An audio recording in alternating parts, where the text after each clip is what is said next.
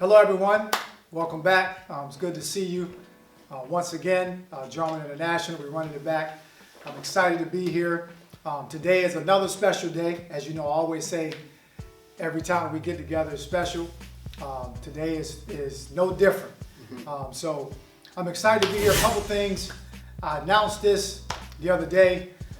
We just reached the 1,000 follower plateau, so I'm excited about that. Thank all of you for following my page, for liking my page, for following the podcast. I really appreciate that. I don't take it for granted, you know. So I'm excited about that, and we're still climbing, you know. I believe we're gonna reach new heights as the word gets around and we share, and we continue to share and have these podcasts and provide content for all of you. You know, as you know, I like to provide something positive, educational, uplifting, but at the same time challenging. And as you also too know, Gerald International is based on legacy leadership, and that's a leadership development company that has a purpose to raise up leaders and equip them to reach others. So now I want to introduce someone who's very special to me. This young man, as you see, his name is Ron Hunter. And Ron, you want to greet the people? Hello everybody. My name is Ron Hunter. Like he said, man, me and Mr. Jarman been in connection for about 15 years. Great dude, great mentor, great role model. All my viewers out there, get in tune, get into Jarman International on Facebook, like and share this video, and get the word out, man. Yeah. So Ron and I, we as he mentioned, we go way back. So today, I wanted to have him on. You know, I like to have different guests on the podcast to give a different perspective, different outlook, share their story. Maybe in some way it can inspire you. Okay, so Ron is on with me today, and we're going to start off by just, you know, I'm going to give him a chance to bring everybody up to speed on, you know, his background, where he was raised, and then up to the time where he and I met. And then we'll move from there. So Ron, why don't you share with everybody, give an idea of your upbringing, where you're from. Okay. I was born in North Philadelphia, you know what I mean, with my mother. My father was never really around like that. So my mother had to do a lot of sacrifices to make it ends meet. I got 2 younger brothers and a sister. When I was about 8 years old, we moved to Lebanon, Pennsylvania.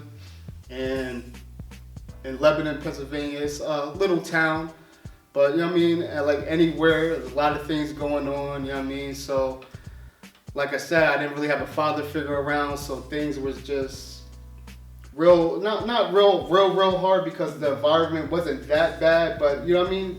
People get into all types of things, so I was out, you know what I mean, in the streets doing like little dumb things. So that leads up to, just to bring the viewers up to speed, I actually worked at Milton Hershey School for about 4 years as a house parent. This was a long time ago. And then, so Ron came as a student. I think you were in sixth grade? Yeah, I came in 6th grade, yep. He was a 6th grade student, came to Milton Hershey, and he just so happened he got placed in my student home.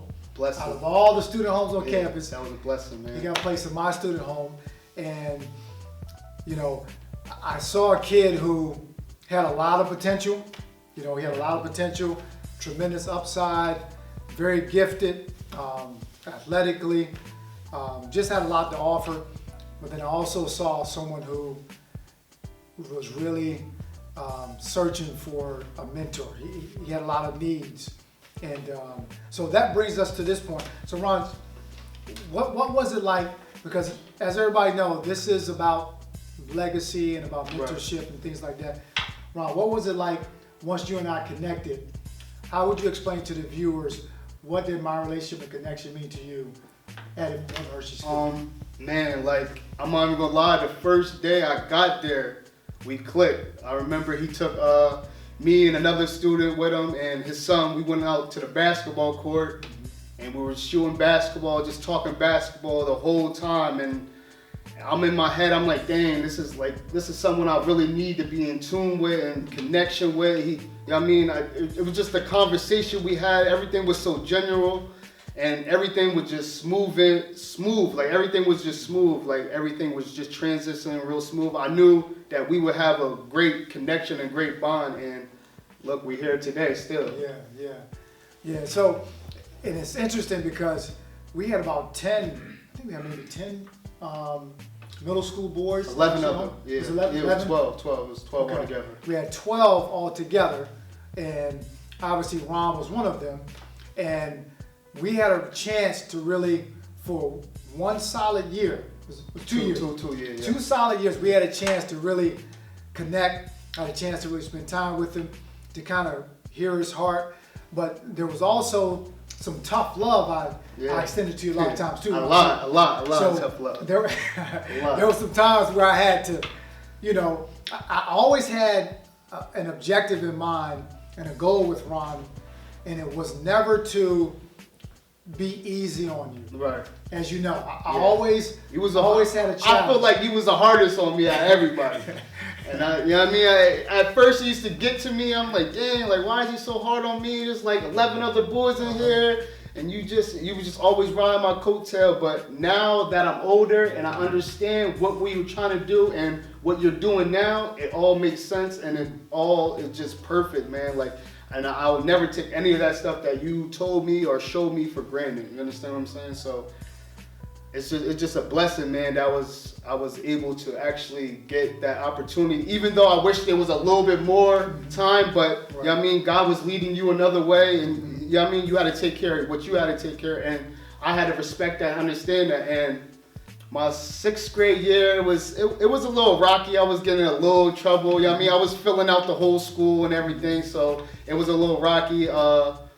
But Mr. Jarman, like I said, man, he was just a great mentor for me and a great role model. He just always on my coattail, like I said, like, you know what I mean? Like, for instance, one thing I'll never forget is he used to make me write my goals down. You know what I mean? It was educational goals, there was sports goals, and there was goals just for myself. You understand what I'm saying? And those things just helped me out through like tough times. Like I always had my goals and what I wanted to do, so that helped me grow as a person. And then my next year, it was even a better transition, man. Me and him had a way better relationship and everything. Everything was just so smooth. And then I actually started playing basketball. That was a real big thing for me and him. Any sport was real big for us. And so my 7th grade year, I was playing basketball, and you know what I mean, like I said, I was under his wing, so we was doing practices all the time in the student home, and he was working me, and it all paid off because I was averaging like 25 points my 7th grade year. It's like, so it was real good. I felt like no one could even touch me, like in the whole middle school. That's how I just felt like. Right. And he was just giving me that killer instinct, like not just on the court, but my mentality also. He just gave me that killer instinct, like, you know what I mean, you gotta grind for whatever you want. You understand what I'm saying? You gotta really want it too, and that's what he fulfilled within me. And like I said, man, I thank God for him, like, seriously. Yeah, so I want to say this now. As you can see, the power of mentorship.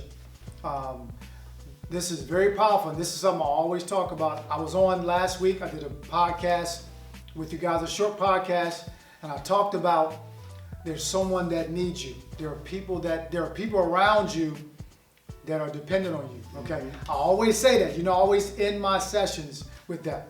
This is a young man right here who was in need of someone. Okay. And I was there for him. And just in the same way I was there for Ron, there are people that are waiting for you, okay? There are people that are waiting for you to step to the plate, for you to take time, for you to be a listening ear. Not listen. There's 2 ways you can listen. There's 2 aspects to listening. 1, you can listen to be critical or judgmental, okay? 2, you can listen to help, okay? People don't want somebody that's gonna listen, but is always quick to judge them, I always listen to Ron with the intent and motivation to help him. Now, I might have given him feedback that he didn't want to hear, but it was always for his good. Now we fast forward 14 years now. I think it's been 15 years. Yeah. Fast forward, This young man talks about these stories. Whenever we talk, now he's on his own now, okay? He has 2 kids of his own. All right, Ray doing well with these two kids. And a lot of things that he shared with me that I taught him that he's doing with his son and daughter, Yes. correct? Yes, sir. Okay, so here it is, fast forward 14 years, and some of the same principles and habits and things that I instilled in him, he's utilizing those now, okay? Right. So never take for granted the time that you're spending with your mentee. Maybe it's your son or your daughter or mentee. Maybe you work at a program. Never undermine or short circuit what you're doing, because sometimes it might just be planting seeds. Okay? Sometimes you might not see the effects right away, but you got to trust the process.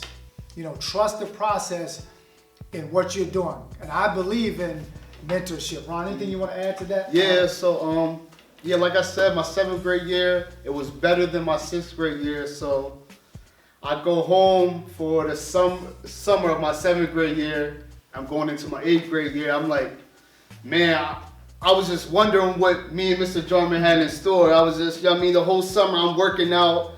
You know what I mean, I'm starting to become a young man now. You understand what I'm saying? All the things that you implied into me. So I come back my 8th grade year, summer, and I see another house parent couple in there. They were Mr. Anderson. Rest in peace, Mr. Anderson, man. You were a great man. So I see another house parents in the student home. So I just thought they were shadowing or something. And then Mr. Jarman pulled me into the office, and he's like, "Ron, I'm sorry to tell you this, but you know what I mean, I'm going in a different direction. I'm not gonna be a house parent no more, man." I broke down like a little baby in that office.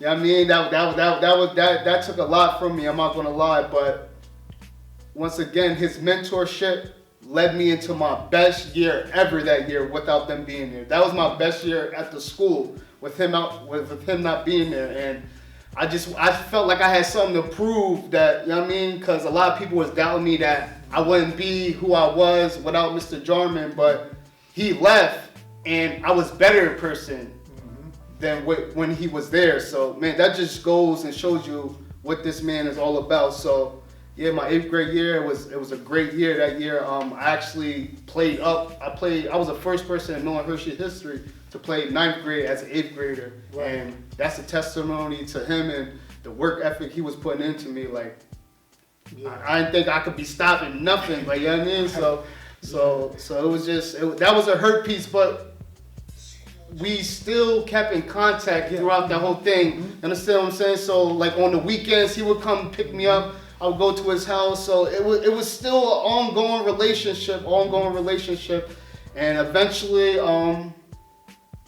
I got to 11th grade, and I actually got kicked out of North Hershey School for some being dumb and young. You understand what I'm saying? And I remember the day I got kicked out, I called Mr. Jarman on the phone. I was in the health center. I was crying like a little baby, man. He was just like, he said, "Man, you know what you gotta do," and I did it, man. I went to a new school in Lebanon, and I did my thing in sports there. But it was just so much from what previously happened kind of affect my decisions on where I would play at in college and everything. So with that being said, man, kids out there, all the youth, I just want y'all to try to get close to someone that is a role model or a mentor, man, because these streets ain't for everybody, and it's not for no one, to be real. So I just want all the youth to really get heed and, you know what I mean, do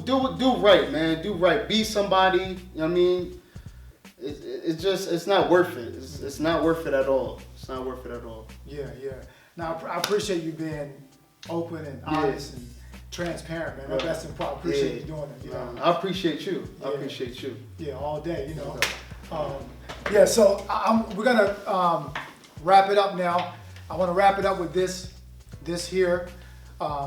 Leadership is measured or validated when you're not around. I'll say it again. Very simple. You know, I love quotes. Leadership is about influence, but the influence is about is validated when you're not around, okay? A lot of things I instilled in Ron, they came to the forefront when I wasn't present. You see? So if you're going to be an effective leader, they have to continue to do the things you're doing in your absence. Okay, that's effective leadership.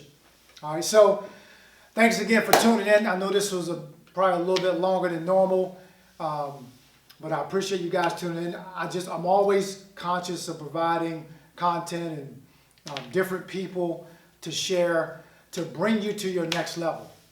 All right, and Thursday I'm going to have another young man on the set, another special guest.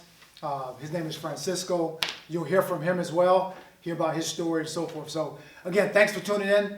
Don't forget to like my page, Gerald International. Thank you again for all the followers out there. Appreciate you. And lastly, share some comments. Let us know how much you like the podcast. I know some of you already do it. Let us know where you're from, because this is an international thing, so I know there's followers from all over. All right, till next time, always remember, somebody's dependent on you.